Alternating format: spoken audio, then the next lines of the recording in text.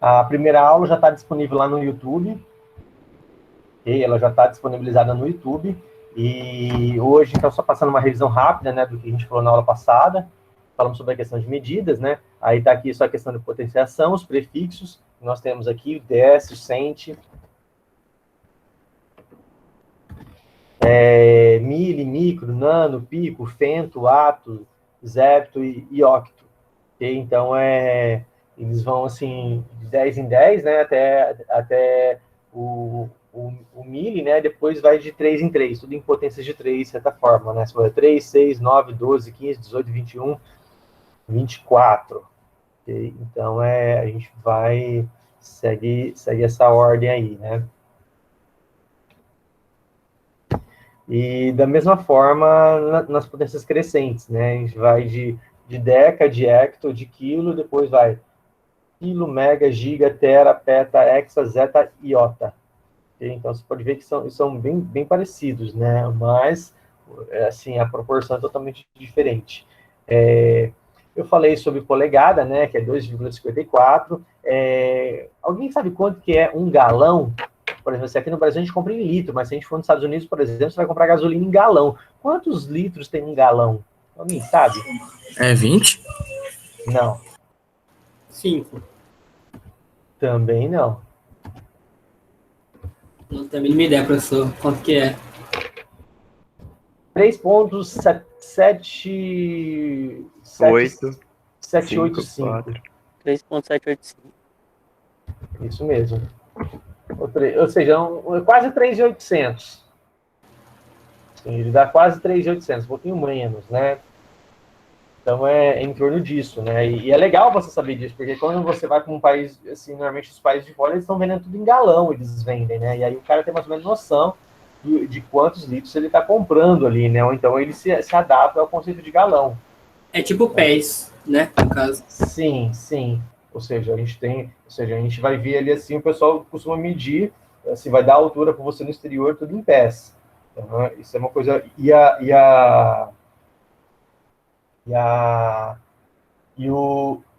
o seu peso em pounds, né? Então tem tudo isso também, né? A gente vê que o pessoal faz bastante isso. Ou libras, né? Também o pessoal chama. Na academia você vê muito isso, né? Você vê lá, tá lá, assim, 33 libras e aí você vê lá 10 quilos. Então daí já tem uma noção como que é a conversão já, né? Então, isso já é uma maneira de ver, de medição também, que inclusive a gente acaba, quem vê, assim, vê esses halteres em academia, pode observar várias marcas vêm com halter em libras, em pounds, né? Então vai estar lá 33, 10 quilos, 3 LB, né? Ou então 10 quilos. Então eu já falei sobre o galão, né? 3,785 ou 758, agora eu estou na dúvida. 785, eu acredito. Ou 758, fiquei na dúvida. Mas é quase 3.800. E a polegada 2,54, um pé tem 12 polegadas e pronto. E aí a gente tem mais ou menos uma noção das escalas básicas. Okay? Hoje, o que nós vamos estar vendo hoje aqui, né? Hoje nós vamos estar vendo, assim, daqui tem mais ou menos um esboço, né, do que é a nossa aula, e nós vamos estar falando um pouquinho sobre os conjuntos dos números, né? O conjunto dos números, que são esses daqui, ó. Vou até aumentar um pouquinho mais isso daqui. Vamos falar sobre o conjunto dos números, vamos falar sobre frações dízimas periódicas, números reais, qual que é a diferença, né, entre os números racionais e os números reais, o que tem a mais, ou seja, a gente vai tentar falar sobre números irracionais também um pouquinho, falar sobre convergência, limite, vamos estar abordando taxa de variação, limite e taxa de variação instantânea, a origem da derivada, velocidade, aceleração, conexão entre... E a interpretação geométrica, uma conexão entre a inclinação de uma curva e a derivada. Então, esse é o escopo da aula de hoje. Deixei aqui um resuminho aqui, né, do que é nossa ementa, né, onde a gente está. Então, nós vamos estar falando aqui, praticamente, nós estamos falando aqui no capítulo 2, nós estamos, né? Então, nós estamos bem aqui, ó. Ok? Ou seja, nós estamos bem aqui, ó.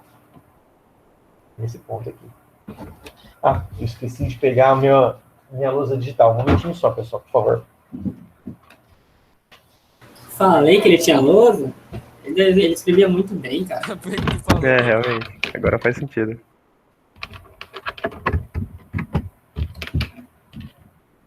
Que ele escreve muito bonitinho no Paint e tal. É da hora.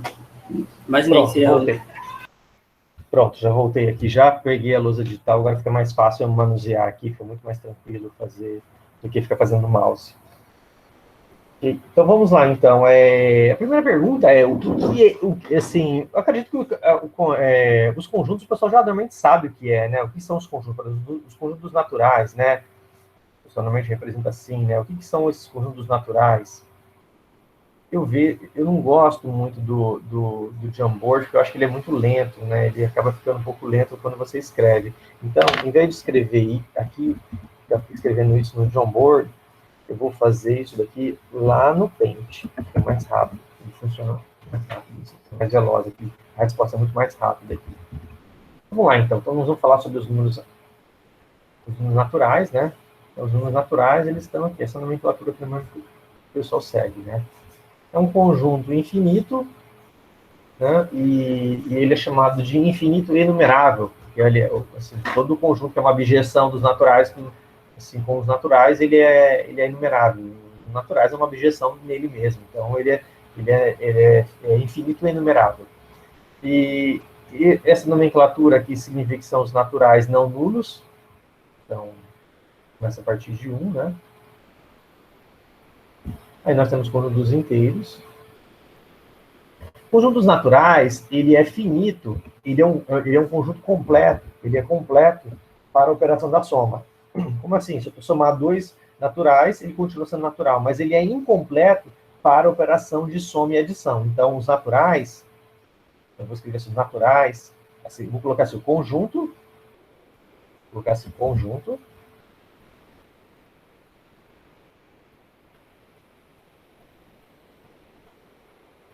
e operação,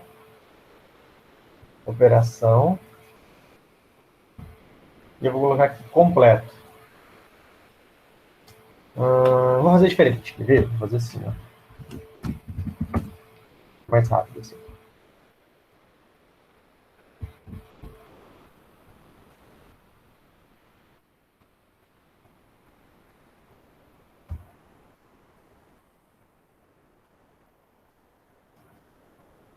Pronto. Então vai ficar assim, conjunto, operação e completo. Então, nós temos o seguinte, nós temos naturais, conjunto dos naturais, ele é completo pela operação de soma, aí sim, ele é completo pela operação de soma. Mas ele não é completo, por exemplo, naturais, né? Conjunto dos naturais, eu coloquei natural, conjunto dos naturais, ele não é completo, por exemplo, a operação de soma e subtração. Ele não é completo. Por quê? Porque se eu pegar, por exemplo, 1 menos 2, vai dar menos 1, não tá nos naturais. Então, ele não é completo. Ele é completo para essa soma, mas não é completo para esse. Mas, por exemplo, e já os inteiros, o conjunto dos inteiros, se eu pegar a soma e subtração, ele é completo. Vou colocar assim, completo, e aqui eu vou colocar não completo. Completo. E aí, por exemplo, se eu pegar agora o conjunto dos inteiros, por exemplo, que era a operação de soma, subtração e multiplicação, aqui eu também errei um negócio, ele também é completo para a soma e multiplicação. Isso aqui também é completo para soma, subtração e multiplicação. Agora, o conjunto dos, por exemplo, isso daqui também é completo para soma, subtração. Não, esse é não completo, né? E multiplicação. Agora, ele não é completo para soma, multiplicação e divisão. Ele não é completo. Por quê? Porque se eu dividir, por exemplo, 1 dividido por 2, vai dar meio, não é um inteiro. Então, ele é não completo. Completo significa o seguinte, então, significa que se o conjunto é completo para aquela operação, então se eu pegar dois elementos qualquer do meu conjunto e realizar aquela operação, ainda pertence a ele. Eu vou escrever assim, ó. Então, ou seja, então se eu falar que eu tenho um conjunto A e tem uma operação aqui, vou chamar essa operação de estrela, por exemplo. Então, se o conjunto é completo, se ele é completo para a operação estrela, então o que significa isso? Eu pego dois elementos, A e B, pertencente a esse conjunto, então A asterisco B pertence ainda ao conjunto. Vamos dar exemplos. Por exemplo, no caso dos inteiros, multiplicação e soma é verdade. Por exemplo, assim, eu pego, por exemplo, menos 1 mais menos 10, isso daqui vai dar menos 11. Pertence ainda aos inteiros. Agora, se eu pego, por exemplo, 1 vezes 99, isso daqui vai dar 99, e pertence aos inteiros também. Então, ele é completo para soma, subtração e multiplicação. Agora, se eu pego, por exemplo, se eu considero por uma divisão, por exemplo, 2 dividido por 5, ele não pertence mais aos inteiros. Portanto, o conjunto dos inteiros não é completo para isso. Isso daí eu estou falando só alguns conceitos, né, para o pessoal estar aprendendo, né, assim, novos conceitos. Aí, os racionais, por exemplo, já eles não são completos para divisão. Agora, os racionais, ele é completo para operação de soma, subtração. Lembrando que a divisão, eu estou sempre pensando em divisão por não nulo. Não nulo. Não é definida, né? Multiplicação e divisão por não nulo. E aí, nesse caso, o conjunto dos racionais, ele é completo. Vou até colocar tudo garrafal aqui, tudo maiúsculo. Ok? E aí, então, se você for para pensar, olha, eu tenho as 4 operações, soma, multiplicação e divisão, então tá tudo caixa para isso. Agora, e por que a gente vai estender, então? Por que eu preciso estender, então, esse conjunto? Porque os racionais para a operação de soma, subtração, multiplicação, divisão por não nulo e potenciação, esse caso aqui, potenciação, ele é não completo. Professor, como assim? Os racionais não é completo? Não, por quê? Como que eu mostro isso? Por exemplo, o número, por exemplo, eu quero um número. Será que existe, por exemplo, eu quero a potência do número 2 elevado a meio. 2 elevado a meio, por exemplo, eu quero. O que é 2 elevado a meio? A gente representa isso, né?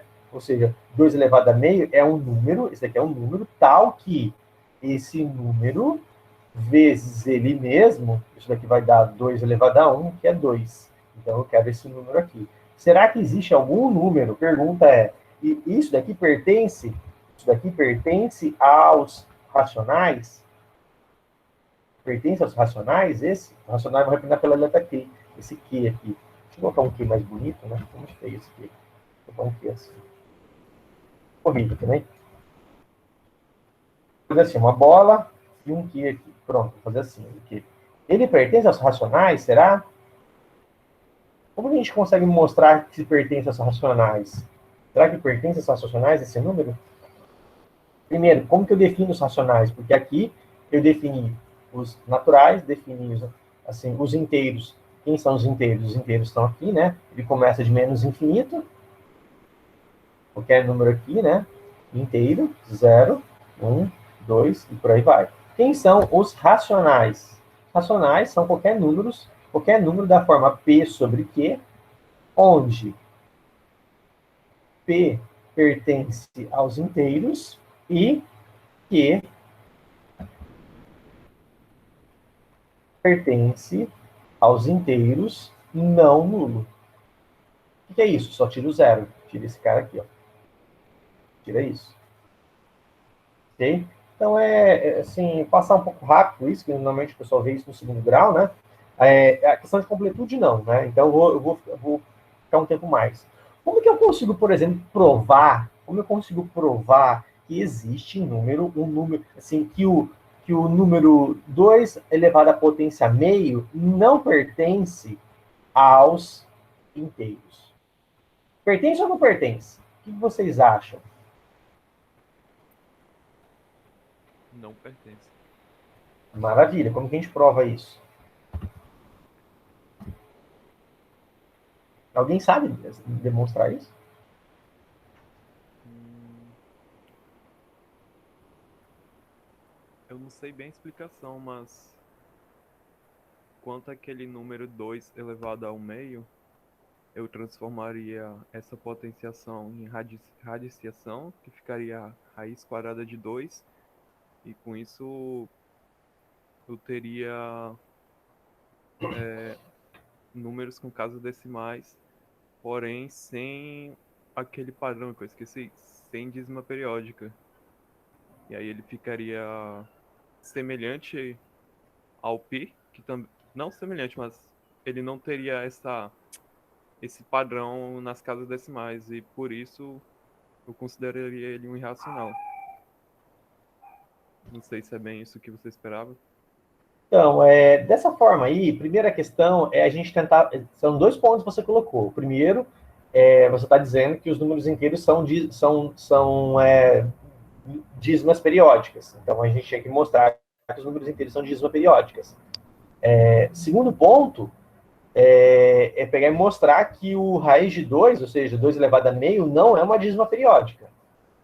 Então, teria que fazer toda essa demonstração aí, se a gente quiser ser um pouco formal. Eu vou tentar fazer uma estratégia um pouco diferente, mas essa é uma lógica, sim, ô Bartolomeu. Eu vou tentar fazer uma estratégia um pouco diferente. Eu vou tentar usar um pouquinho de lógica matemática, que é o seguinte, olha, a lógica matemática me diz o seguinte: se eu tenho um evento, eu vou chamar evento 1, vou chamar de E1, e o evento 1 implica no evento 2, ou seja, se acontece 1, com certeza acontece 2, então, se eu digo que não acontece 1, então implica que não aconteceu 2. Se não aconteceu 2, implica que não aconteceu 1. Professor, dá um exemplo. Por exemplo, ó, se está chovendo, tem nuvem no céu. Com certeza tem nuvem no céu, porque não vai chover sem nuvem no céu. Ok? Então, se não tem nuvem no céu, não está chovendo. Eu vou dar os exemplos assim, meio simples. Assim. Por exemplo, o farol do carro está aceso, então a lâmpada não está queimada. Se a lâmpada está queimada, o farol do carro não está aceso. Entenderam a lógica aí? Seria, no caso, condicionantes de evento? Exatamente, a gente está falando assim, exatamente, eu estou colocando uma hierarquia de evento, no condicional, né? Se o E1 implica E2, então se não aconteceu E1, portanto não aconteceu E2. Ou se não aconteceu E2, não aconteceu E1. Então eu vou tentar fazer exatamente, utilizar essa lógica aí. Porque o que eu estou dizendo aqui? Eu estou dizendo que o número raiz de 2, que é o evento raiz de 2, estou falando que o evento raiz de 2, né, ele não pertence, ok? Então eu tenho dois fatos, né? Eu tenho dois fatos aqui. Tenho dois fatos. Primeiro, se o número pertence aos inteiros, então o evento 1 é o seguinte: se pertence aos inteiros, então ele se número da forma P sobre Q. Então, assim, então, o primeiro fato eu vou definir o seguinte, ó, se esse número, que eu vou chamar de A, se o A pertence aos inteiros, então esse número eu vou chamar de A. Então, se o A pertence aos inteiros, vou chamar esse evento assim, ó, pertence aos inteiros, então o A é da forma P sobre Q. Então, evento 1, isso é dizer que o número é inteiro. O segundo evento é dizer que o número é raiz de 2. Raiz de 2, ok? Eu tenho o número raiz de 2, deixa eu ver como que eu vou escrever assim, né? E aí, portanto, eu estou dizendo que ele não pertence aos inteiros. O segundo evento é esse. Então, eu estou dizendo o seguinte, olha, o primeiro evento, eu estou dizendo o seguinte, vou até apagar isso daqui, né? Vou apagar. O primeiro evento eu estou dizendo o seguinte, então, o primeiro evento eu digo, ó, o número é da forma P sobre Q, ou seja, ele é um inteiro. Primeiro evento, ou seja, isso, o que é isso? Isso daqui pertence aos inteiros. Então, ele é da forma desse aqui. Ou seja, agora, se ele não pertence a isso, então eu estou falando que ele não pertence aos inteiros. E aí, portanto, se ele não pertence aos inteiros, ele não pode ser escrito dessa forma. Então, E2 implica não E1. Não E1. Ou seja, que ele não pode ser escrito dessa forma. Ok? Então, a lógica está sendo essa. Olha, ou seja, se é verdade isso, se ele não pertence aos inteiros, significa que ele não pode ser escrito dessa forma. Então, o evento E1 significa que ele é uma fração.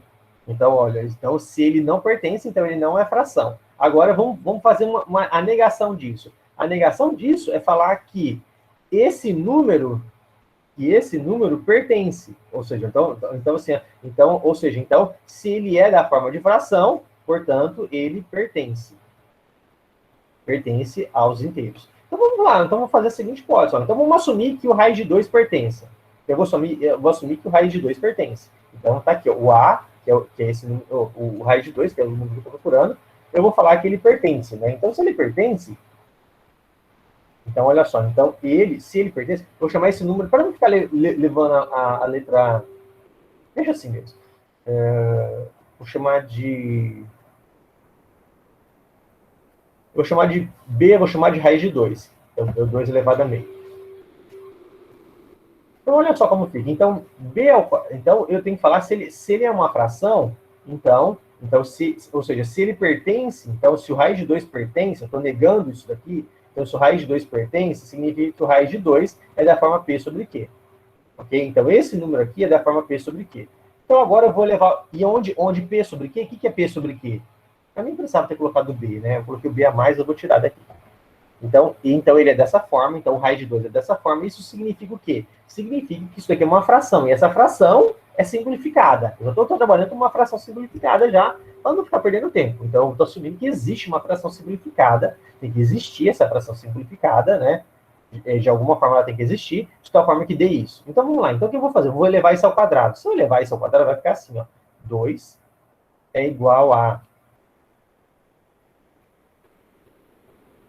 Q ao quadrado sobre Q ao quadrado sobre Q ao quadrado.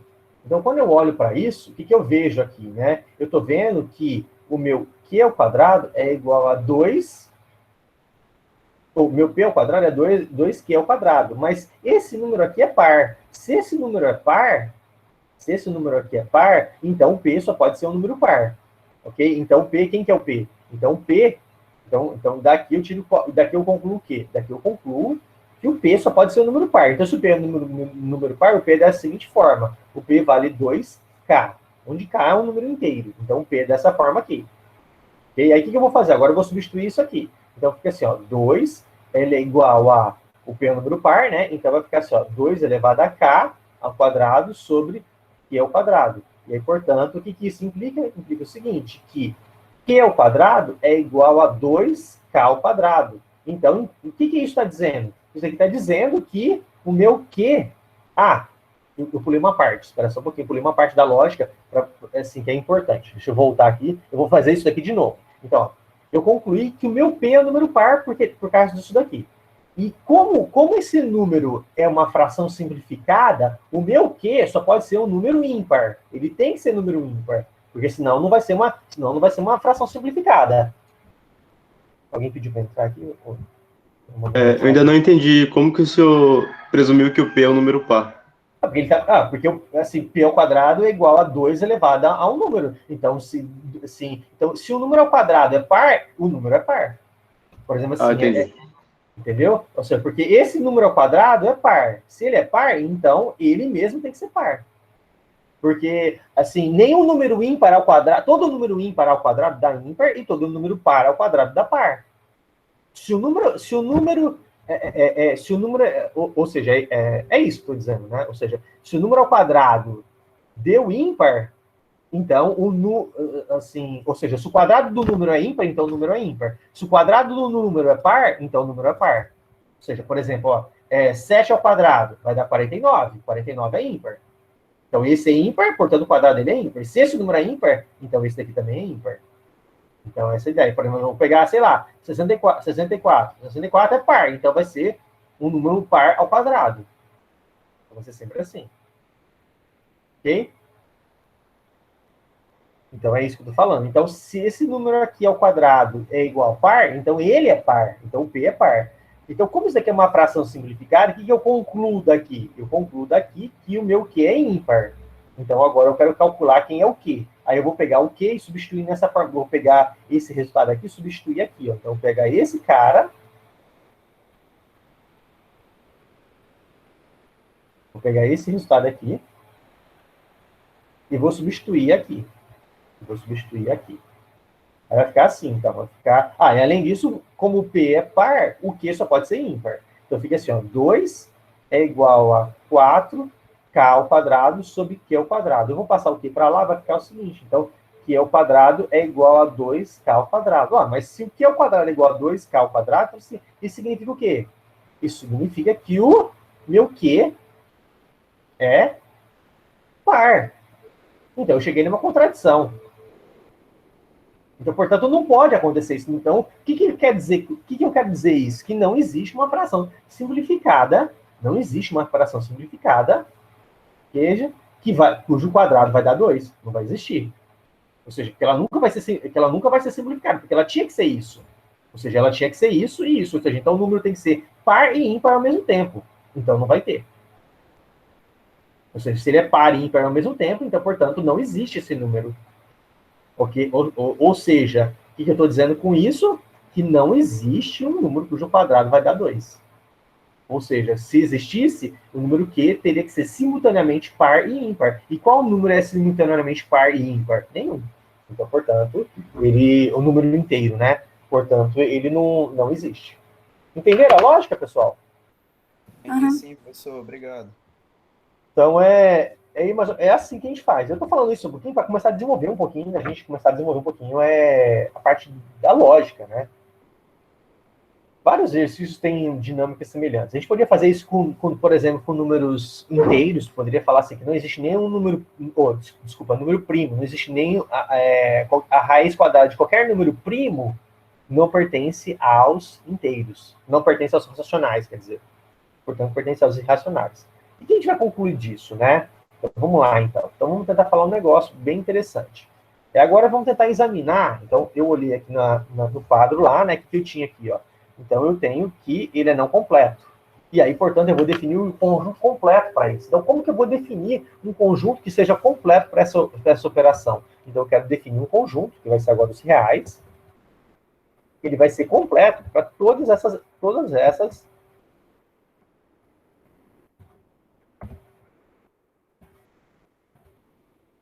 potenciação. Então, ele vai ser completo para isso.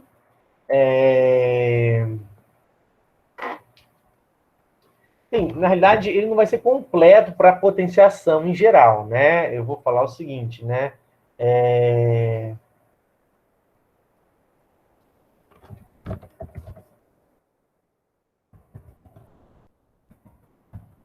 São de número positivo. Positivo. Porque, por exemplo, quanto vai dar a raiz quadrada de -1, por exemplo? Então, nesse caso, a gente não vai ter. Então, mas eu não vou entrar agora a falar de números complexos. Vamos começar a falar, então, o que está acontecendo aqui. Então, primeiro, vamos tentar examinar um pouquinho melhor o que são os racionais. Então, por exemplo, racional é fração. Então, por exemplo, se eu pegar meio, como que é a forma decimal desse número? Vai ser assim, ó, 0,5, acabou? 0,0000000000000, um monte de zero aqui. Então, eu poderia colocar até assim, ó, 0,5, aí 0 repete-se infinitamente. seja, como fosse uma dízima periódica, só que aqui é 0. Aqui, 1/3. 1/3, eu poderia colocar assim, né? 0, se eu fizer a divisão, vai dar 3, 3, 3. Isso não para. Então, eu represento assim, 0,3 periódico. Sei lá, poderia colocar qualquer número aqui.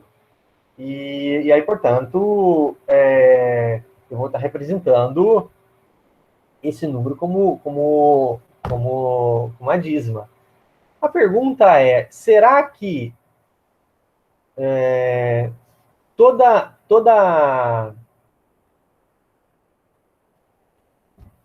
dízima periódica é uma fração?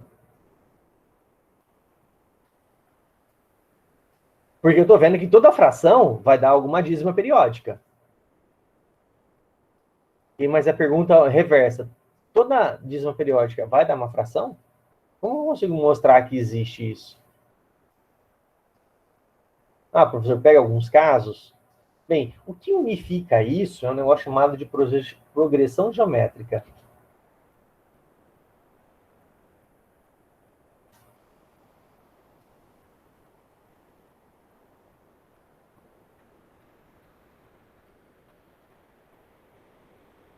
Como assim, professor?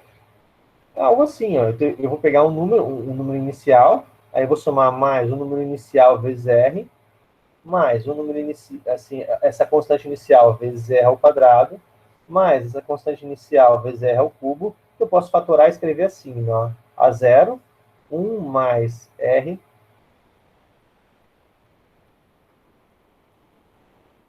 e daqui a soma de N, até N. Elevado a N.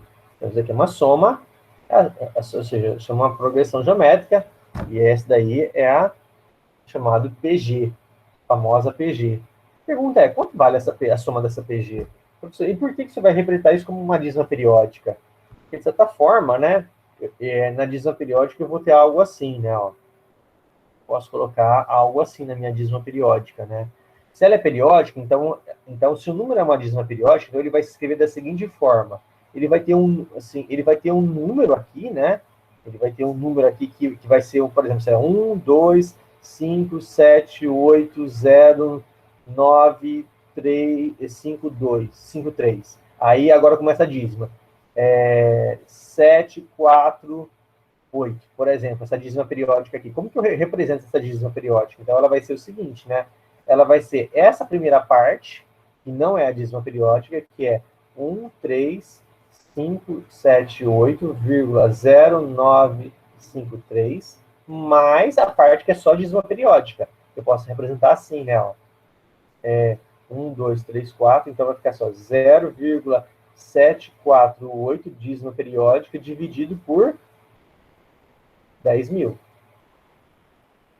Que tem um D aqui. Então, eu posso representar assim. Então, essa parte aqui, ó, essa parte está aqui. E essa última parte aqui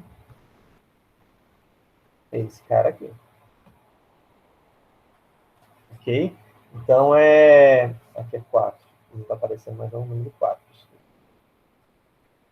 Então, o que acontece, né? Aí, professor, isso daqui essa dízima periódica é uma fração? Com certeza, né? Por quê? Porque esse cara aqui é uma fração. Esse cara aqui é a mesma coisa que isso, né? Ó.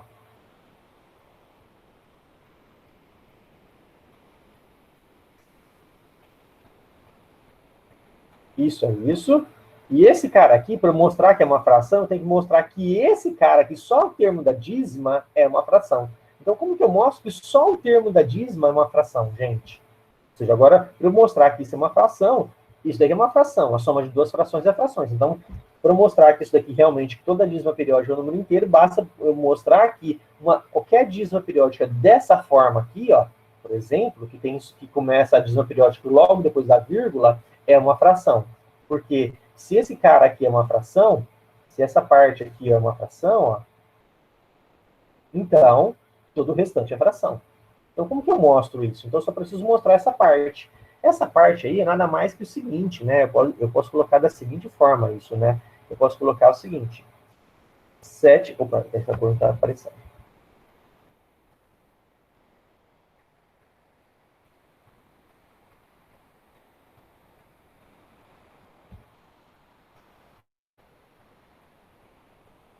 Opa.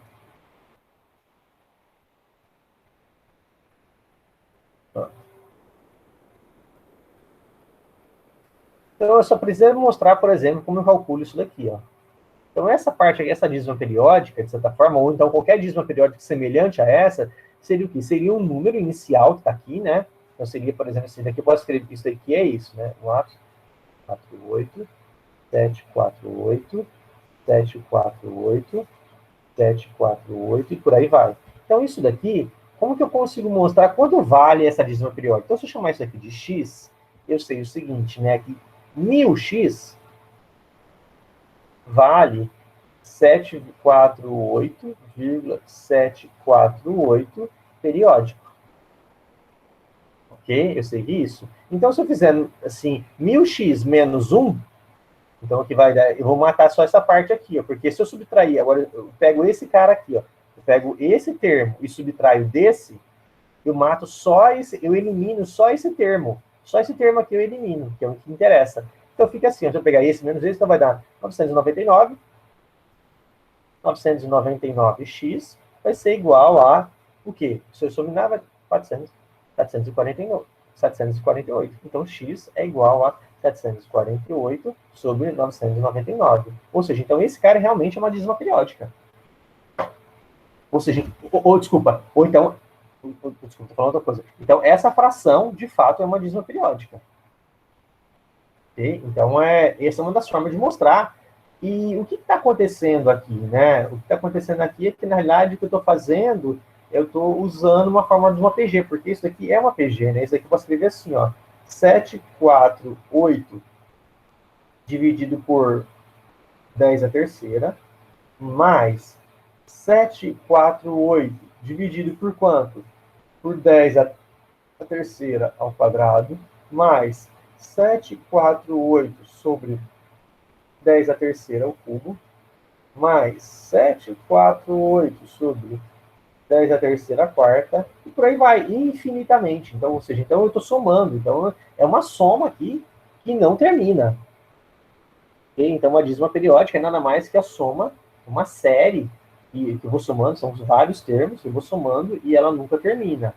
Okay? Mas, apesar dela nunca terminar, esses valores vão ficando, assim, ela tem uma convergência, ela converge. Esse número aqui não é zero. É pequeno, mas ele não é zero. Se eu pegar um termo lá na frente, por exemplo, pega esse aqui, ó, 748 dividido por 10 à terceira, elevado, por exemplo, a 1000. Isso aqui é um número bem pequeno, né, gente? Bem pequeno. Mas é zero? Não é zero, então continua. Então, se eu truncar aqui, ó, se eu parar aqui e truncar a minha série, isso daqui vai ser diferente disso, da dízima periódica. Okay? Então ela nunca continua. Mas se ela nunca continua, como que ela pode convergir? Porque sempre eu vou estar somando um termo maior, sempre um termo maior, sempre um termo maior. Então, assim, como que ela vai convergir, gente? Como que eu vou representar isso como um número, como uma fração? Se ela nunca converge. Ou melhor, se ela nunca é zero esse termo, se esse termo nunca vai ser zero.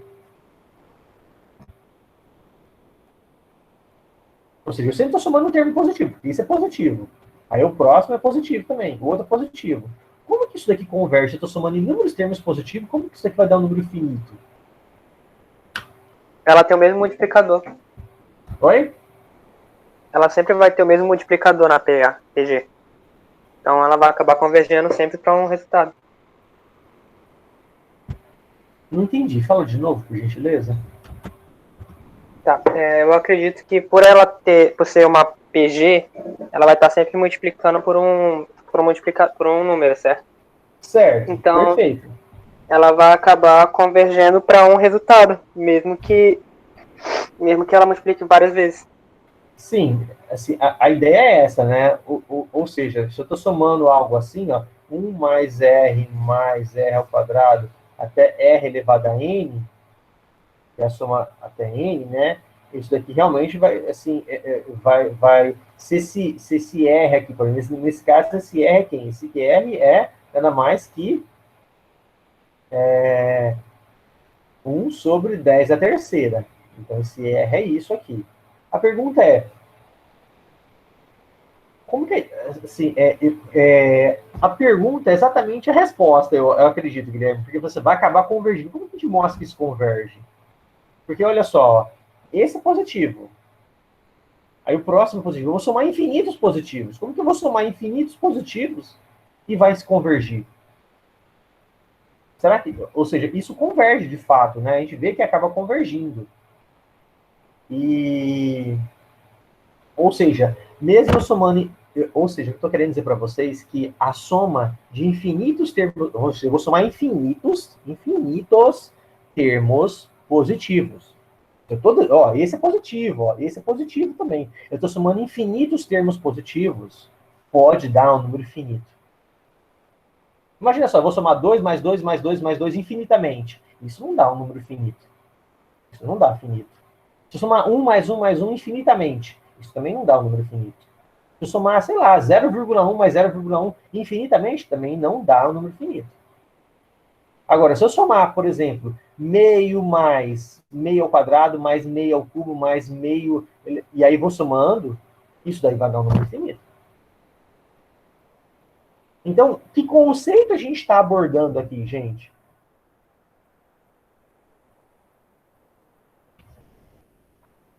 Ainda são os irracionais? A gente está abordando o conceito de convergência. Convergência Os- porque como eles estão crescendo exponencialmente, eles acabam parando no mesmo resultado de novo.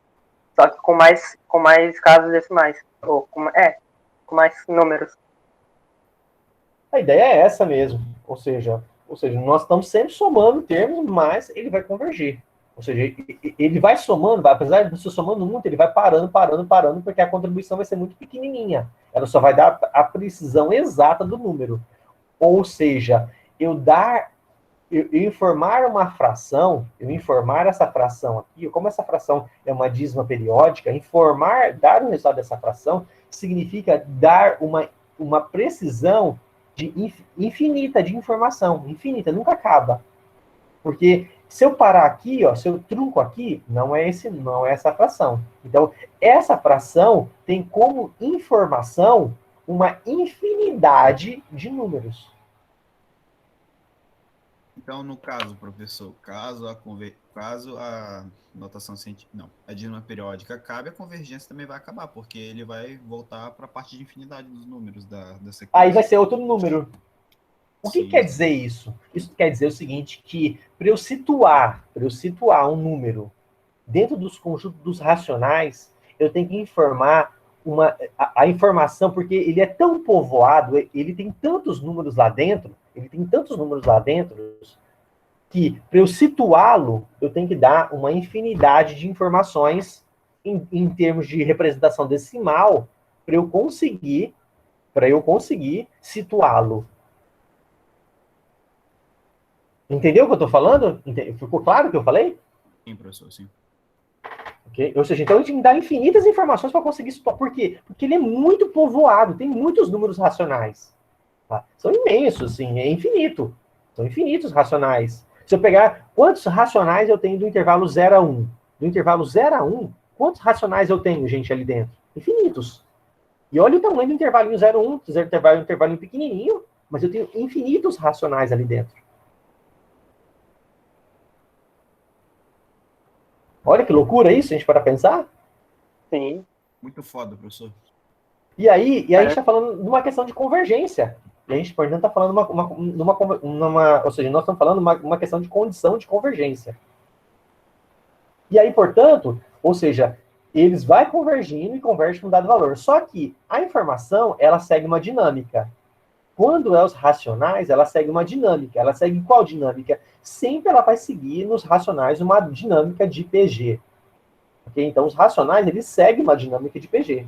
Porque se ela é uma fração, então eu consigo representar, eu consigo falar quem vai ser a dízima periódica dela e vice-versa. Se eu tenho a dízima periódica dela, eu falo quem é a fração. Então, eu consigo fazer de uma para outra e de outra para uma. Então, é possível fazer isso. Agora, a pergunta é o seguinte: o que são os irracionais? Em termos, ou seja, são os números que não se representam da forma P sobre Q, é verdade. Então, eles não são dízimas periódicas. Então, no caso, eles são números fechados? Não, todos eles estão situados na reta. Todos eles estão lá. Então você tem que dar. Só que agora, olha só que diferença. Para os números racionais, você dá uma lógica de PG e você consegue situar o número na reta dos reais. Para os irracionais, a cada nova casa decimal, você tem que dar a informação. Próxima casa decimal, dá a informação de novo. Só que a informação tem que seguir, ele não segue essa lógica aqui. Não segue a lógica de uma PG. Ela segue qualquer outra lógica que não seja de PG. Ou seja, os números racionais, ou os números irracionais, são qualquer números da forma decimal, então assim, 0, alguma coisa, que não termina, que não segue a lógica de uma PG. Ou seja, que ele não é uma dízima periódica. Isso são os irracionais. E, por exemplo?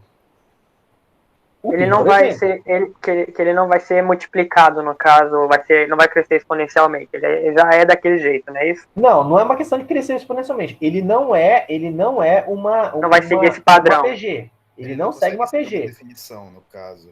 Entendeu? Ele não segue a PG. Agora, imagina só, pessoal, quantas formas nós temos para construir qual você acha que é maior? O conjunto em termos de possibilidades. Construir números da forma... Porque, só, eu já mostrei para vocês que a gente precisa de infinitas informações decimais para situar um racional. E o irracional também precisa de infinitas informações. Mas qual tem mais possibilidade de a gente montar? Ou seja, imagina só, assim, eu estou querendo perguntar mais ou menos o seguinte. Qual você acha que é mais denso, que é maior? Mais denso, né? Porque todos eles são infinitos. Mas qual você acha que é mais denso? Ou seja, como se tivesse um peso maior.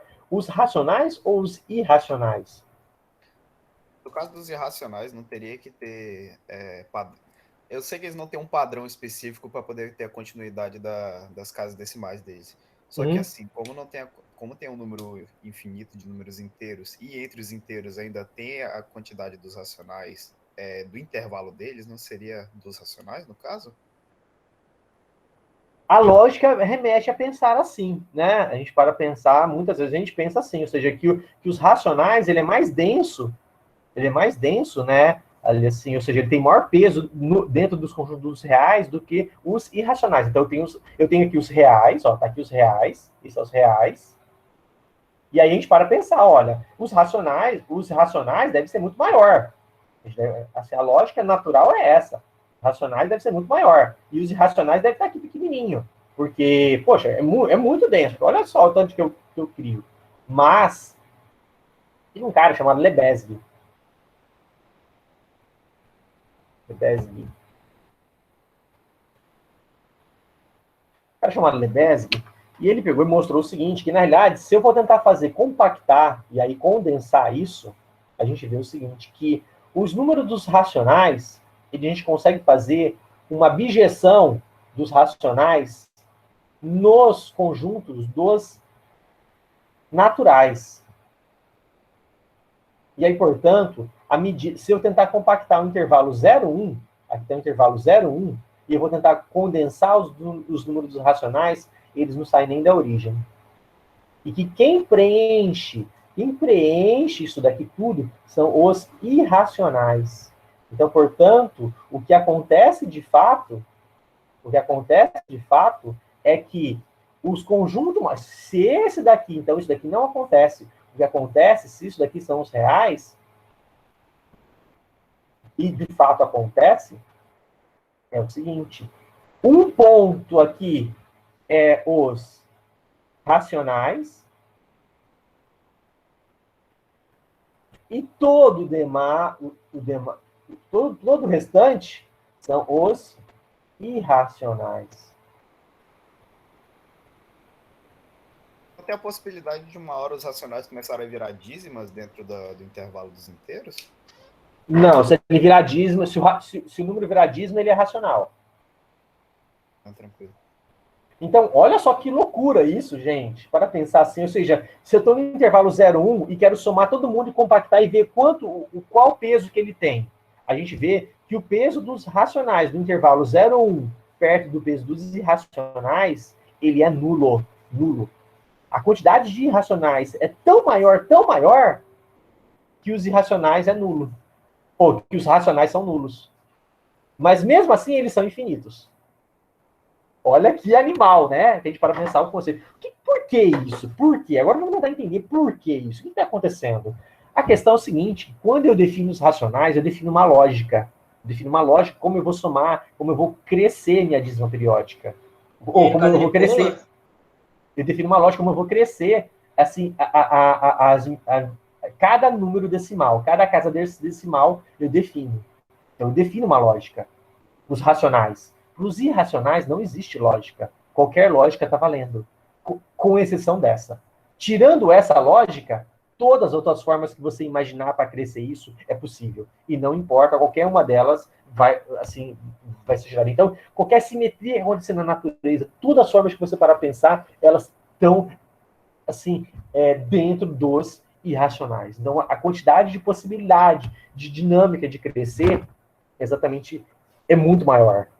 Então, o que a gente pode dizer, de certa forma, é o seguinte, que os conjuntos dos reais, ao passar dos racionais para os reais, nós estamos, assim, criando, entendendo o conceito de convergência, que é isso daqui, ó, e saindo da lógica de PG e deixando qualquer tipo de lógica, que pode ser qualquer tipo de informação.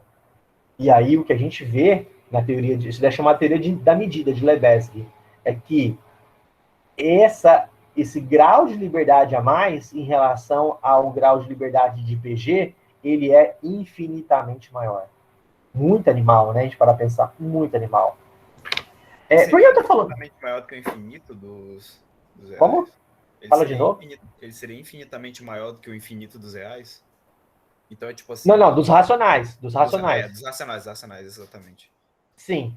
É absurdo. O racional, apesar de ter infinitos racionais entre 0 e 1, os irracionais entre 0 e 1 é infinitamente maior do que esses infinitos. O que a gente está falando aqui? O que a gente está falando aqui é que a gente começou a dar significado diferentes a infinitos. Tem certas coisas que para a gente pode parecer assim, já é infinito, mas aí a gente começa a dar significados diferentes para outros infinitos. Então, nós estamos começando a falar de convergência. E à medida que a gente vai assim, ampliando nossos conceitos de convergência, a gente vai ver que a gente vai começar a tratar e medir coisas maiores com mais precisão e começar a tratar outros problemas. Por exemplo, uma das últimas assim, das teorias, por exemplo, a gente pode dizer assim, que deu um salto também nessa questão de convergência, que começou a falar, por exemplo, que a gente vai ver daqui mais à frente, como, por exemplo, o conceito de derivada de função, assim, de função descontínua, foi a teoria chamada de distribuições, que é uma generalização de função, do conceito de função, é a matemática, por exemplo, que a gente utiliza hoje para descrever mecânica quântica, que precisou ser gerada, foi criada, assim, de certa forma, pensando assim, no conceito, por exemplo, como Dirac, né? E aí teve que construir uma nova matemática, ampliar o nosso conceito de convergência para englobar agora os fenômenos que estavam acontecendo. Então, olha só, então a gente vê que à medida que a gente vai crescendo e vai entendendo a natureza vai nos ensinando a lidar novamente com coisas que pareciam infinitas, a gente vê que tem algo que tem uma infinitude, assim, ele tem uma infinitude maior do que esse infinito, e a gente começa a lidar com um espaço maior ainda. Isso daí nasceu... eu estou falando porque eu falei o caso da mecânica quântica, porque isso foi mais recente, né? E a gente teve que, assim, foi no século passado, e a gente teve que lidar com esse problema também novamente. E aprendeu, ou seja, quando a gente olhou para a nossa estrutura atômica, a gente viu que a gente teve que... O mesmo problema que aconteceu com Isaac Newton, em 1600, aconteceu no início do século passado também, com a gente na mecânica quântica. Então, e qual foi o problema que aconteceu? Para os gregos, isso era impossível, isso era inviável. Isso assim, não era inviável, isso era inaplicável. Porque a gente para pensar como que eu posso somar infinitas coisas positivas e dar uma coisa finita. Como eu posso fazer isso? Então, os gregos, eles não conseguiram fazer isso, e foi através do trabalho do Isaac Newton e do Leibniz que são, a gente pode considerar os dois criadores do cálculo, né, que é a Isaac Newton e o Leibniz, então, que conseguiram realmente estruturar e formalizar isso e nos proporcionar esse conceito de convergência. E aí, sim, a gente começou a entender isso melhor, mas no sentido agora de derivada, ou seja, de limite, ou seja, a gente aprendeu o conceito de convergência e começa a falar agora sobre limite. Como assim, professor? A gente vai falar da seguinte forma, aqui a gente está somando, mas a gente poderia estar subtraindo. Ou seja, qual a diferença aqui? A gente está falando de um limite. Como assim um limite? Eu vou somar infinitas vezes esse número. Então é um limite. Eu estou somando infinitas vezes. Aí, só que agora, ao invés de aplicar esse conceito para a soma, quando eu aplicar para a soma, eu vou falar de integração. Estou somando tudo, estou integrando tudo. Porque quando eu integrar todos esses termos aqui, eu vou ter uma única posição e aí vai me dar esse valor aqui. Então, esse é um conceito de soma. Mas agora eu poderia aplicar esse conceito de convergência, de limite, para uma subtração. Então, eu tenho assim agora, então eu tenho vários valores, então em cada instante, por exemplo, eu tenho aqui a posição da pessoa, em cada instante de tempo, ela está num dado local. E aí, portanto, e não precisa ser só inteiro, pode estar aqui, ó. O intervalo de tempo é real. O intervalo de tempo está nos reais. Pertence aos reais. Então, o que eu vou fazer agora? Agora, em vez de fazer esse conceito de integração, que eu já entendi, eu vou fazer taxa de variação. Então, como assim taxa de variação? Eu pego a posição da pessoa num dado instante de tempo T1 e subtraio da posição da pessoa num dado instante de tempo T0. Se eu quero taxa de variação, o que é taxa de variação? É quanto a variável de cima variou em função da variável de baixo. Então, é quanto a variável dependente, que é o x, variou em função da variável independente. Então, isso daqui é minha taxa de variação. Então, eu vou chamar assim, ó. Vou chamar esse ΔX sobre ΔT. Essa é a minha taxa de variação. E aí, se eu aplicar agora esse conceito também de convergente de limite, ou seja, eu vou tão pequeno quanto eu queira, mas vai convergir, eu vou aplicar agora esse conceito, em vez de aplicar por uma soma, que é o conceito de integração, eu vou aplicar para uma diferença, por uma subtração. Então, eu vou fazer o seguinte, né? Eu vou escrever assim, ó, limite de ΔT indo a zero, de quem? De ΔX sobre ΔT. Então, eu vou ter agora, com isso, o meu conceito de taxa de variação. O quê? Taxa de variação. Ué, não é num instante? Não é muito pequenininho? Se é muito pequenininho, vai estar num dado instante. Então, taxa de variação instantânea.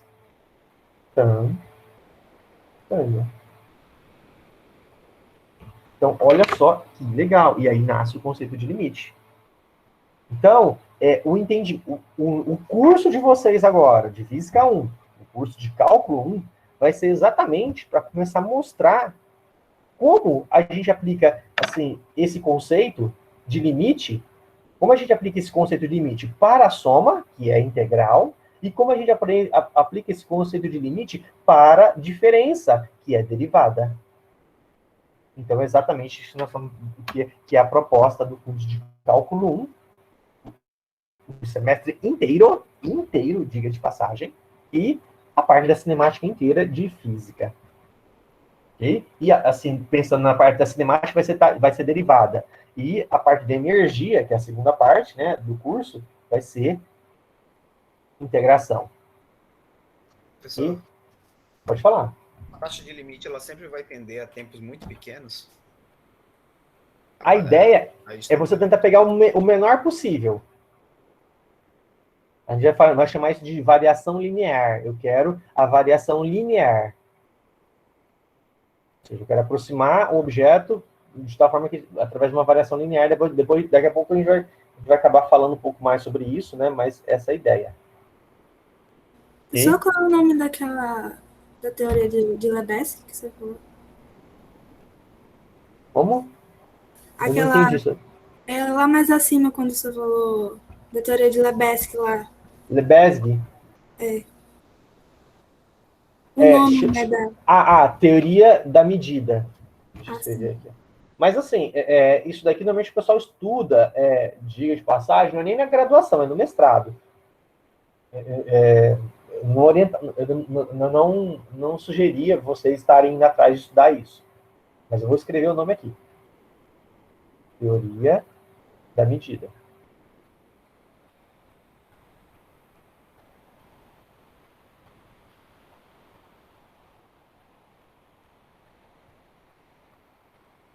Teoria da medida de Lebesgue.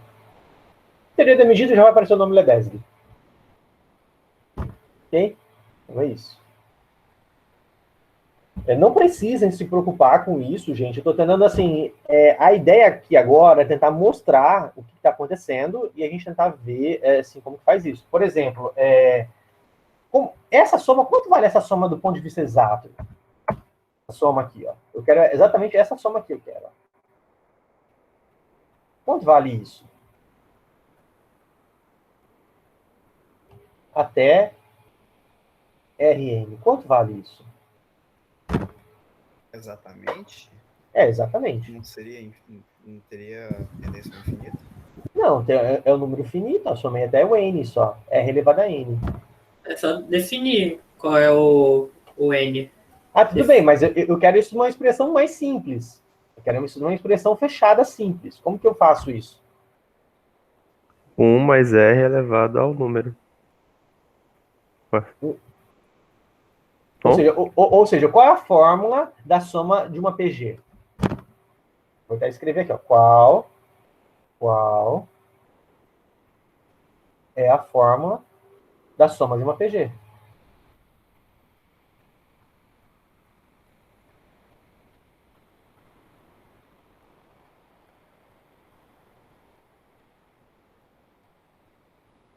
Qual que é a fórmula, gente? Como que a gente deduz essa fórmula? Não seria o número anterior a ele, mais ele, com a multiplicação com a exponencial dele? Não entendi. Não seria o número anterior a ele, mais a exponencial dele? O número anterior a ele, mais a exponencial dele, não ficou claro isso. Calma. Entendeu? Assim, como que a gente soma isso, gente? Eu vou dar o resultado, mas eu quero saber como deduz isso. O resultado é esse, ó.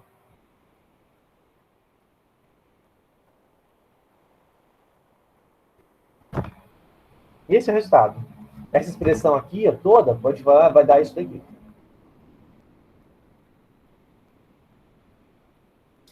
Tem a ver com o limite tendendo a... Não tem a ver com o limite aqui, não. Isso daqui é exato, não tem nada a ver com o limite. Isso aqui é uma fórmula, uma soma exata. Limite vai ser depois.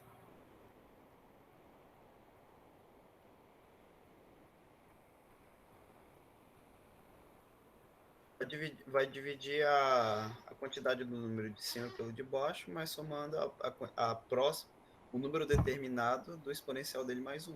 Tendo esse número tendendo ao infinito, no caso.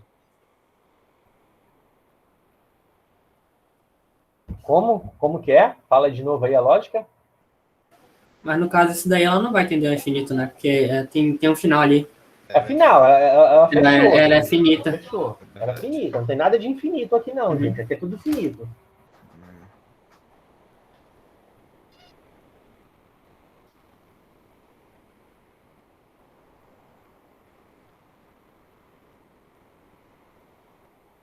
E aí, pessoal, como que fica aqui? Eu não desenrolei não, professor. Fiquei na dúvida.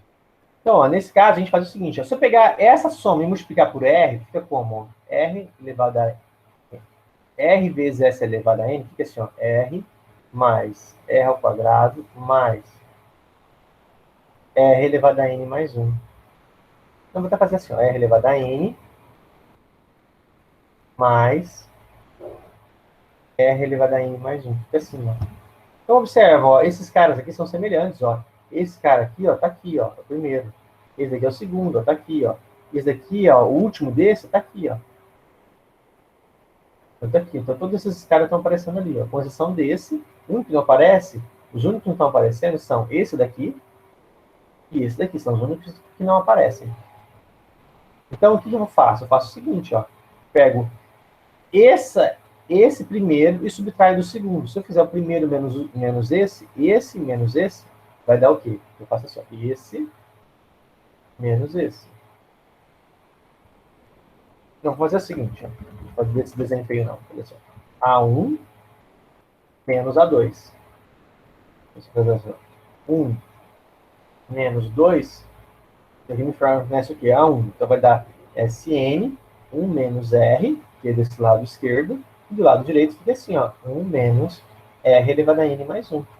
Então, o Sn está valendo 1 menos R elevado a N mais 1 menos R. Então, é a fórmula da PG, que é isso aqui.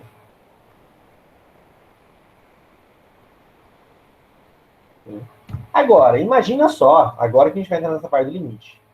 Imagina só agora que o meu R é um número entre 0 e 1. Ou seja, o R é maior que 0 e menor que 1. O que significa isso? Significa que R ao quadrado é menor que R. E R ao cubo é menor que R ao quadrado, e por aí vai. Ou seja, que R elevado a I mais 1 é menor que R elevado a I. Então, portanto, toda vez que eu vou aumentar a potência aqui, ele vai diminuindo, diminuindo, diminuindo. Aí eu quero saber o seguinte, qual é o limite? A gente pode falar quanto vai aproximar, para que número aproxima uma soma de uma dízima periódica. Tem uma dízima periódica que ela vai aproximar para qual número, portanto? Para qual número vai aproximar? Então, eu quero o limite onde n vai para infinito, porque isso aqui é uma dízima periódica, né? Ó. Agora, quando n vai para infinito, isso vira uma dízima periódica. Então, quando n vai para infinito, ou seja, essa dízima periódica aqui, então eu vou falar o seguinte, né? Vou até escrever diferente, né? Então, essa dízima periódica, que é isso aqui, ó, agora é uma dízima periódica. Eu vou colocar 3 pontinhos, ó, 1, 2, 3. 3 pontinhos, é uma dízima periódica agora. Essa dízima periódica vai ser o quê? Vai ser o limite de n tendendo a infinito. Aí agora eu vou colocar esse n tendendo a infinito. Ou seja, o n indo para infinito de quem? De Sn. Essa soma. Mas essa soma é quem? É esse cara aqui, ó. Então, escreve dessa forma. Limite de n tendendo a infinito de 1 menos R elevado a N mais 1 dividido por 1 menos R. Eu tenho isso. E aí, portanto, o que acontece aqui? O que acontece aqui é o seguinte, que o único cara que depende de N é esse daqui. O único cara que depende de N é esse termo aqui. Ok? Mas aí, para pensar, ó, eu tenho 1 menos um número. Esse número vai para que valor desse número? Eu quero analisar só agora, vou colocar em vermelho, eu quero analisar só essa parte aqui, ó. Limite de N tendendo a infinito de R. É para que número vai para dar... Quanto vai dar isso? Quanto você acha que vai dar isso? É um número positivo, sempre, verdade. Mas ele vai para quando? Quando o N for para infinito, isso vai para que valor? Por exemplo, se o meu R for 1 sobre 10. Sei lá, o R for 1 sobre 10. Eu quero o limite de N tendendo a infinito de 1 sobre 10 elevado a N. Isso aqui vai me dar quanto? Por exemplo, se o N for 1000, aí vai dar 1 sobre 10 elevado a 1000. Se o N for 1 milhão, 1 sobre 10 elevado a 1 milhão. Gente, assim, 1 sobre 10 elevado a 1 milhão é 1,0000, 1 milhão de zeros, depois um lá na frente. Zero, né, professor? Oi? Ele está tendendo ao zero, porque está diminuindo cada vez mais o número. Vai ficar diminuindo cada vez mais. Imagina só, eu coloco 1 trilhão. Assim, o N valendo 1 trilhão. O N está valendo 1 trilhão, então vai dar 0,1 trilhão de zeros, depois o 1 de novo. Ah, não, eu acho 1 trilhão muito pouco. Eu quero o limite para infinito. Eu acho que, assim, 1 trilhão perto de infinito é muito pequeno. Então, joga mais zero. Então, joga mais zero. Quantos zeros você quiser. Então, isso daqui vai um número... Quanto? Olha, quanto for necessário. Quanto for necessário para aquilo ser insignificante, para aquela medida ser insignificante e, portanto, em qualquer medição que você faça, aquilo vai ser indetectável. Se ela é indetectável, significa que isso vai dar quanto? Zero. Ok? Então é isso que está acontecendo aqui. Então esse cara está indo a zero para módulo de R menor que 1. Então esse limite aqui, ó, dessa PG, ele vai a que valor quando o módulo de R é menor que 1? Porque se o módulo de R for igual a... Por exemplo, se o R for igual a 1, isso aqui vai dar 1 também. Então isso aqui vai dar 0. Se o R for igual a 1, olha só que loucura, né? Se o R for... Aqui vai dar 0, mas aqui embaixo também vai dar 0. Vai ficar 0 sobre 0 vai dar infinito. Sei lá, não sei, a gente tem que ver se vai dar infinito, né? Mas vai ficar 0 sobre... Vai dar indeterminado, desculpa. Vai dar indeterminado. Mas imagina só agora, se o R for maior do que 1. Se o R for maior que 1, esse número aqui vai com um valor muito grande. Esse valor vai um valor muito grande, isso aqui vai para o infinito, portanto, vai dar divergente. Mas agora, se o R for menor que 1, isso daqui converge. E converge para que valor?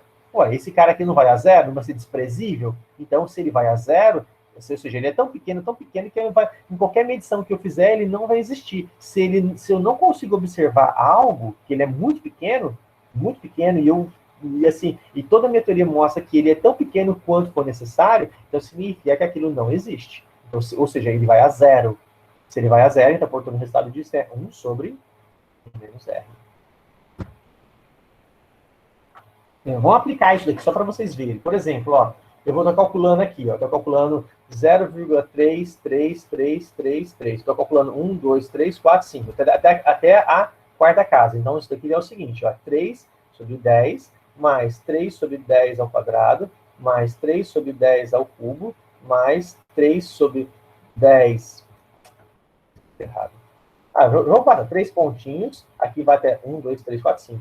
Mais, aqui tá 3 sobre 10 a quarta, 3 sobre 10 a quinta. Então é isso. Tá valendo isso. Isso daqui vai me dar quanto? Quanto vale isso? Então, ó, eu posso colocar assim, ó, 3 sobre 10. E aí fica assim, ó, 1 mais 1 sobre 10. 3 sobre 10, quer dizer? Não, desculpa, 1 sobre 10. Mais 1 sobre 10 ao quadrado até 1 sobre 10 a quarta. Isso daqui vai me dar quanto? Isso daqui eu sei que vai dar 3 sobre 10. Aí vezes, ó, esse daqui vai dar, o R é 1 sobre 10, então vai dar 1 menos 1 sobre 10 elevado a N mais 1. Então, elevado a quinta sobre menos 1 sobre 10.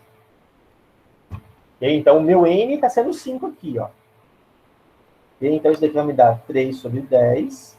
Aí, esse cara aqui, ó, vai me dar quanto esse cara aqui, ó? Esse cara aqui vai me dar 9 sobre 10.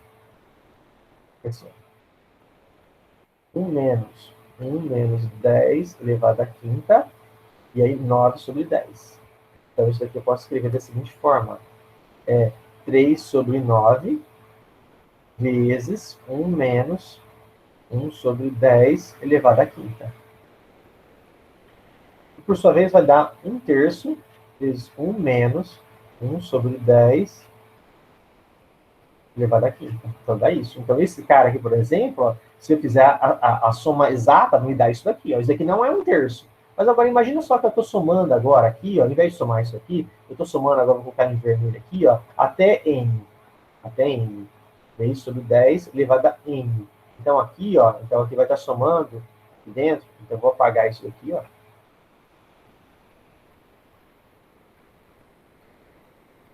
Até... Vou colocar N. Deixa N mesmo, né? Sobre 10 elevado a N menos 1. Então, esse cara aqui vai ficar quanto, então? Então, o resultado aqui vai ficar quanto? O resultado? Eu vou colocar o resultado aqui, vai ficar 3 sobre 10, 1 menos 1 sobre 10 elevado a N sobre 9 sobre 10. Então, esse cara vai me dar quanto? Esse cara vai me dar 3 sobre 9 vezes 1 menos 1 sobre 10 elevado a N. Nesse caso, se o meu N for para infinito, com um número muito grande, ou seja, tende a infinito, então aí eu coloco assim, ó, limite, ou seja, eu só represento assim, ó, quando o N vai para infinito, isso daqui vai a 0, e esse daqui fica 1 só, então 1 menos 0, 1. Então isso daqui vai me dar 1/3. Na fórmula de PG que a gente estava fazendo aqui, ó, nós fizemos lá aquele negócio de somar PG, por exemplo, eu poderia fazer assim, né, x é igual a isso daqui, né, dízima periódica. Então, quando eu faço isso daqui, ó, 10x é igual a 3,3 periódico, e faço um menos o outro, vai dar 9x é igual a 3, eu já estou fazendo essa conta aqui, e essa conta tem por trás toda essa convergência, conceito de convergência aqui, ó. Tem por trás todo esse conceito de convergência. Então, na verdade, eu já coloquei aí já o conceito de convergência.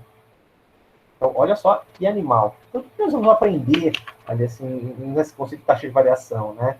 A gente vai ver exatamente esse conceito de instantânea. E como acontece isso na prática? Então, vamos tentar fazer algum caso aqui diferente. Vamos tentar fazer isso daqui, por exemplo. Ó.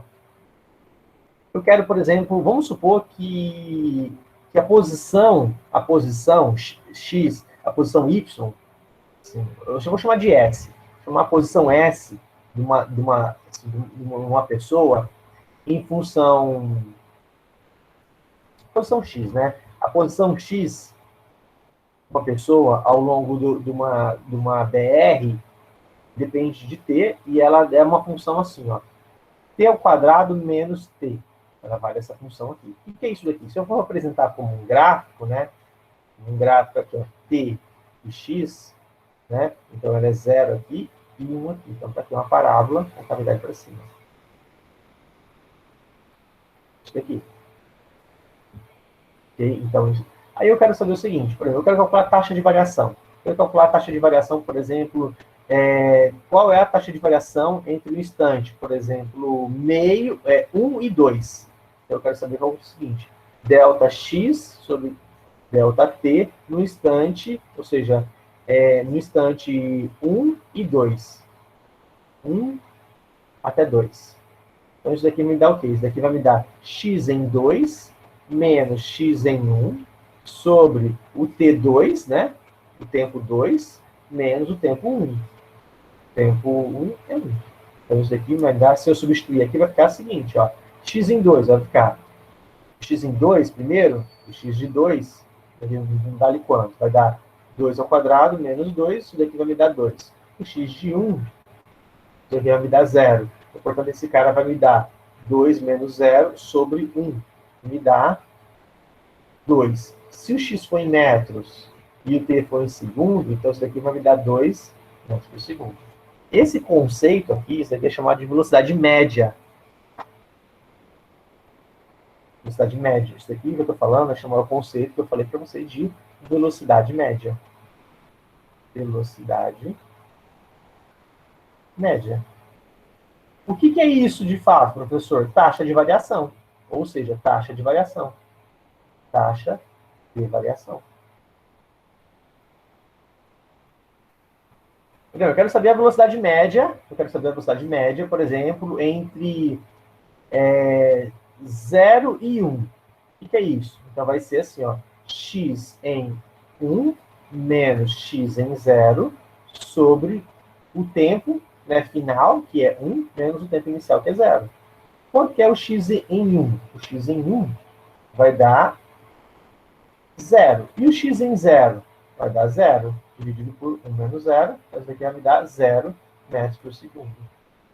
Eu quero saber, por exemplo, o x, a velocidade média entre 3 e 5.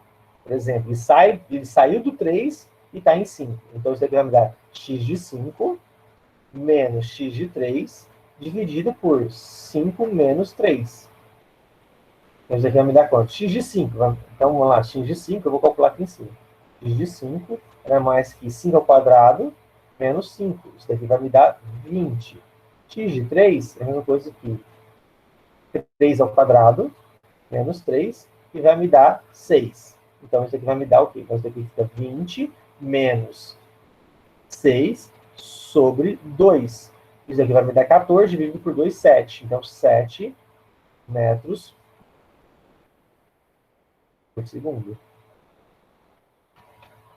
Esse é o conceito de velocidade média. O que é velocidade média? Então, vamos deixar aqui bem claro. Se eu estou calculando uma taxa média, então, se eu estou calculando taxa média, eu preciso de 2 pontos. 2 pontos. Eu preciso de 2 pontos. Quais pontos são? Ponto inicial, ponto final e o ponto inicial. Preciso dos dois. Eu preciso desses dois para calcular isso. Então, quando eu calculo uma taxa de variação média, eu estou calculando isso daqui. Estou calculando exatamente isso. Então, portanto, uma velocidade média, como é uma taxa de variação média, uma velocidade média, eu preciso do quê? Uma velocidade média precisa de 2 pontos. Ficou claro aí, pessoal? Tá claro isso que a gente está falando aí? Sim, professor. Tá sim. Sim. tentar ver agora o que acontece aqui. Então, o que é isso na prática, né? Esse daqui é o seguinte, né? Vamos tentar desenhar isso daqui, ó. Vou pegar e fazer o seguinte, ó. Vou vir aqui no Wolfram. Eu vou pegar esse caso aí que eu fiz para vocês. E aí eu vou copiar o gráfico deles. Eu quero que plota. Então, o que eu quero que plota? Eu vou chamar P ao quadrado. Opa! P ao quadrado menos T. E aí eu vou colocar um intervalo aqui. Vou colocar um intervalo, por exemplo, de T de 0 até, por exemplo, 4. 4 vai ficar muito grande. Não, vou colocar menor. Até 2, por exemplo. 2,5. É o gráfico disso daí. Já ele volta. Pronto, tá aqui o gráfico. Esse é o gráfico dessa criança. O que eu vou fazer? Deixa eu ver se eu consigo copiar. Se ele copia.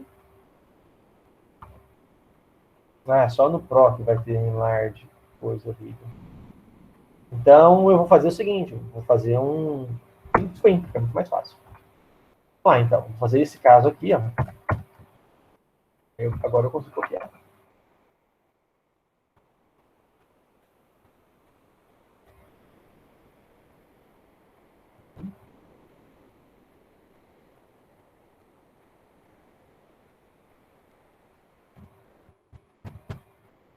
Aí, ó. Então, o que significa essa taxa de variação? Olha só, a taxa de variação, quando eu calculei a média de 0 até 1, ela ficou aqui, ó. Eu peguei essa reta aqui, ó. E saí daqui e liguei até aqui, ó. Então, foi essa variação, ó. Então, se eu pego a inclinação dessa reta, porque o que é a inclinação da reta? É quanto varia o delta. Então, eu tenho uma reta, né? Oh, desculpa. Mas assim, ó.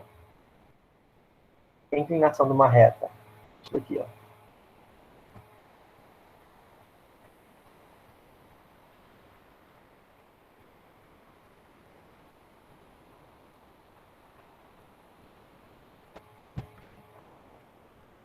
A inclinação de uma reta, por exemplo, vou colocar Y e aqui vou colocar X. Aí tem uma reta passando aqui, ó. Pá, aqui é a reta passando. Aí o que é a inclinação da reta? Eu vou pegar aqui, ó, a inclinação da reta, define assim, ó. Vou pegar esse dado, os pontos aqui tem um dado valor, só para traçar aqui, ó. Esse valor aqui, vou chamar de ΔY, e esse valor aqui, ó, chamar de ΔX. E a inclinação da reta, esse aqui é o ângulo θ, né? Então, a inclinação da reta, tangente de θ, é igual a ΔY sobre ΔX. Isso daqui é a inclinação da reta.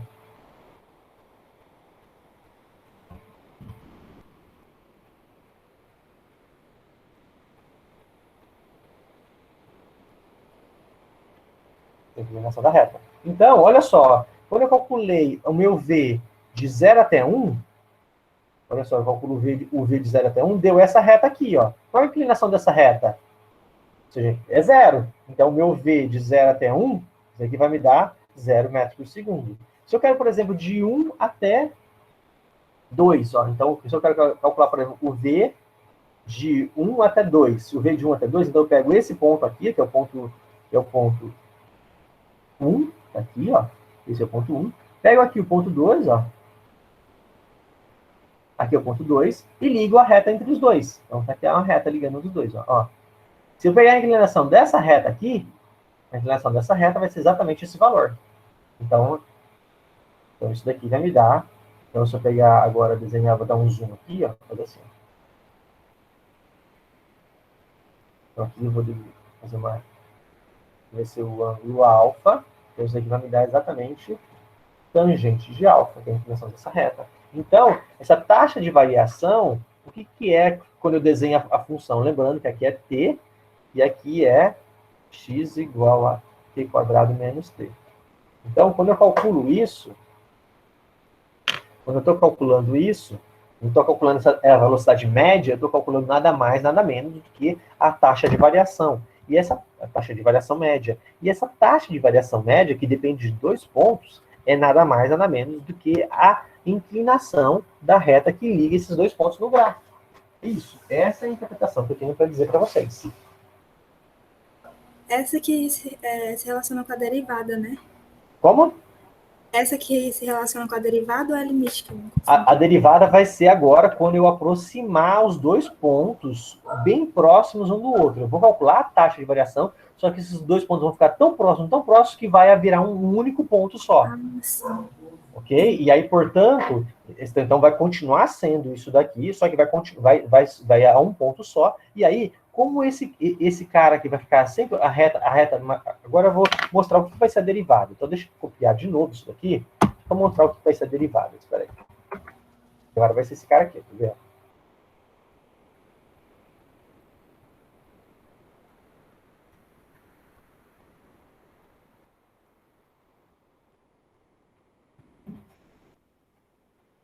A derivada vai ser isso daqui, ó. Deixa eu ver, espera aí.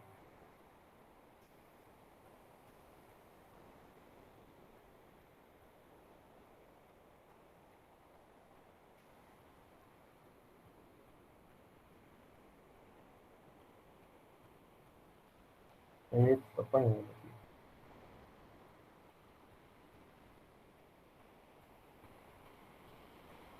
Pronto. Eu quero calcular o seguinte, ó. Eu quero calcular... Imagina só, eu quero calcular agora... Eu estou aqui no ponto 1, em cima desse ponto 1 aqui. E eu quero calcular agora essa taxa de variação, mas da seguinte forma. Eu quero a velocidade média de 1 para um tempo 1 mais um delta... Opa, deixa eu apagar aqui. Eu quero o tempo 1 mais o instante inicial 1 mais o instante inicial 1 mais ΔT, onde ΔT é sujeita à condição de ΔT tender a zero. O que é isso? Então, assim, está aqui o ponto. Ó. Esse é o ponto 1. O ponto 1 mais ΔT, porém, se o ΔT for um pouquinho grande, está aqui. Aí, então, vai dar a inclinação dessa reta aqui. Aí, ΔT pequenininho, vai dar a inclinação dessa reta. ΔT menor, vai dar a inclinação dessa reta aqui. ΔT muito pequeno. Se o ΔT for muito pequeno, vai dar a inclinação do quê? Da reta tangente. Então, eu vou ter a reta tangente aqui, ó, vai me dar exatamente a inclinação dessa reta tangente. Então, esse limite aqui é nada mais que o limite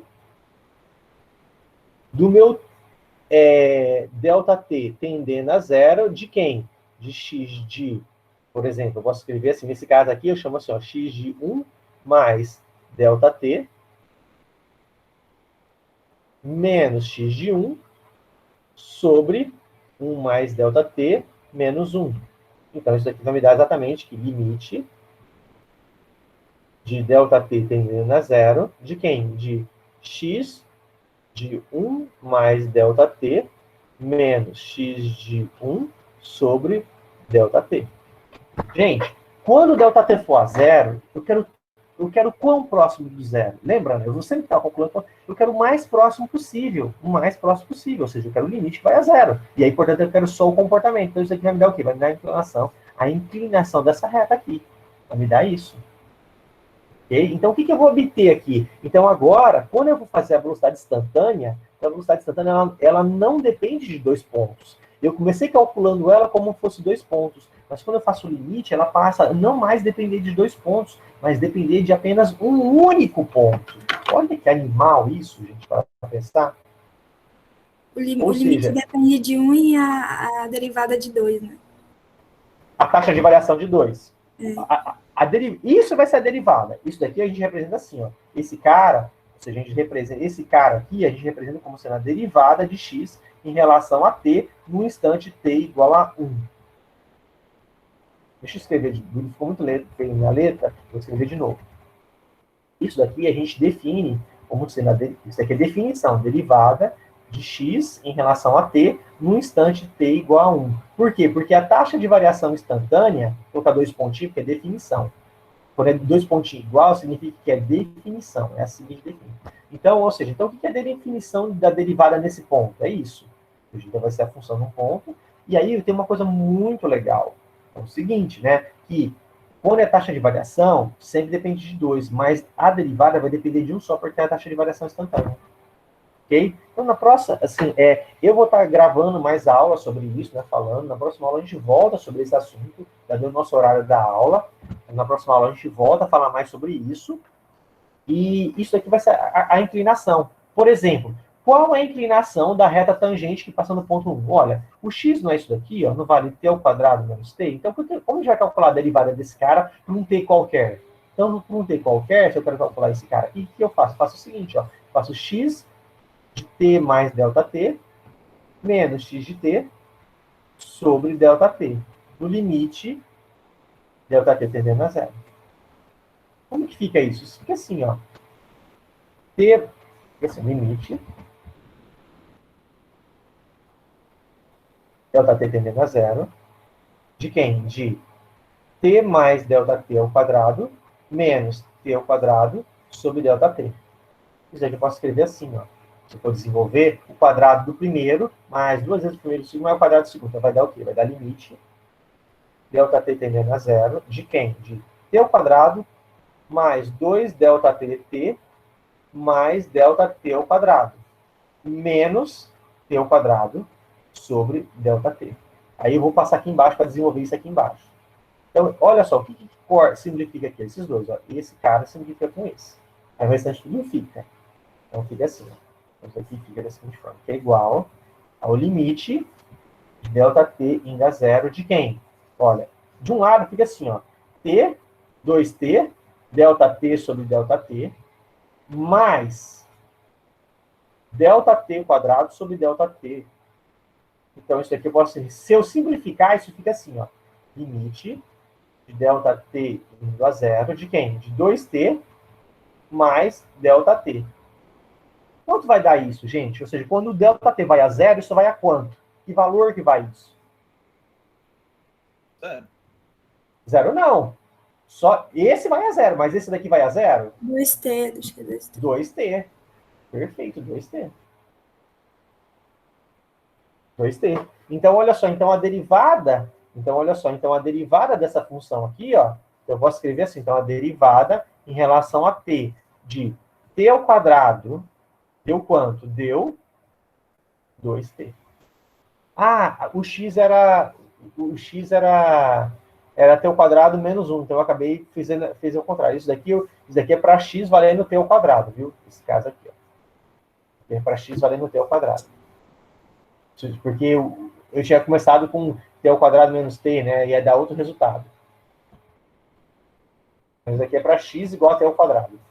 Então, se fosse agora, se for de derivada de t ao quadrado menos t, isso daqui daria 2t menos 1. Então, se eu olhar a inclinação dessa curva aqui, ó,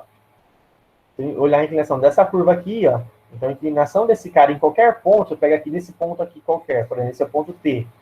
Então, qual a inclinação aqui, ó, alfa? Então, tangente de alfa é nada mais que 2t menos 1.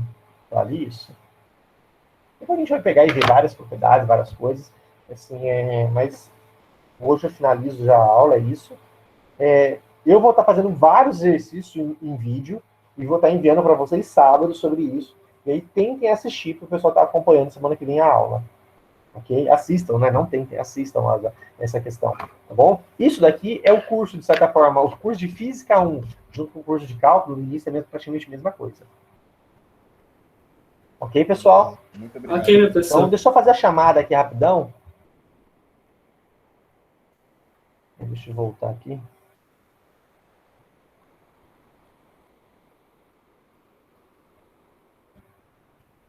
Deixa eu ver, eu acho que se eu for por isso aqui vai mais rápido, né? Presente aqui. E assim, o print screen vai muito mais rápido assim. Isso. Não vou fazer aqui não.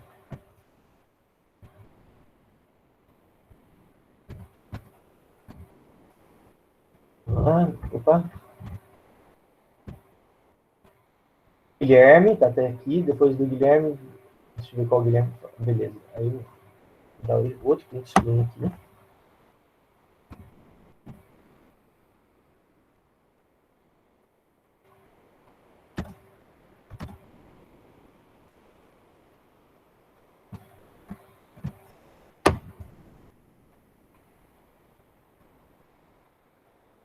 Agora o último.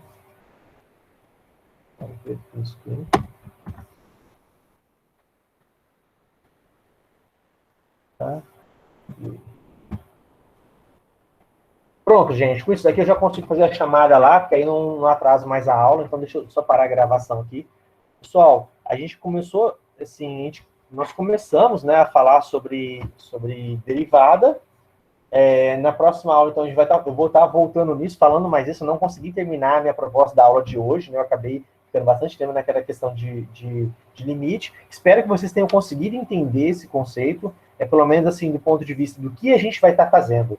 O que nós vamos estar adquirindo familiaridade, aprendendo a calcular. Como eu calculo essas questões do conceito de convergência? Como a gente faz isso? Ok? Então, será a proposta nossa, ou seja, adquirir familiaridade e aprender a calcular a velocidade, o que significa isso, e depois a taxa de variação de taxa de variação. Então, eu aprendo a calcular a taxa de variação, aí eu chego na velocidade. Agora eu quero aprender a calcular a taxa de variação da velocidade, ou seja, a derivada segunda. Então, vai ser taxa de variação sobre taxa de variação. E depois eu quero aprender o seguinte, se eu sei a taxa de variação, como eu inverto o problema e volto? Como que eu volto? Por exemplo, assim, eu sei a velocidade, eu quero inverter e obter a posição. Será que a partir da taxa de variação eu consigo determinar a posição? Okay? Então, essa vai ser a nossa proposta, nosso desafio das próximas aulas. Professor, o senhor vai passar o exercício hoje ou só no sábado? Para a gente responder. Não vai ser para responder, né? Vai ser para o pessoal assistir lá. Ah, então vai ser no sábado. Vai ser no sábado. Entendi, okay? Obrigado. Vai ser resolução de exercício e aprofundamento desse tópico que a gente está falando aqui. Okay? Que é, de certa forma, o curso de Física 1 e Cálculo 1 junto, porque envolve o mesmo conteúdo. Beleza? Beleza, professor. E o senhor vai disponibilizar essa aula ainda hoje pra gente? Essa, no caso, a de hoje, gravada? Olha, eu vou ver se eu consigo. Não vou garantir, não. Mas amanhã, com certeza, estará. Tá bom. Obrigado. Fechou, professor. Obrigado, professor. Falou. Por nada, gente. Então...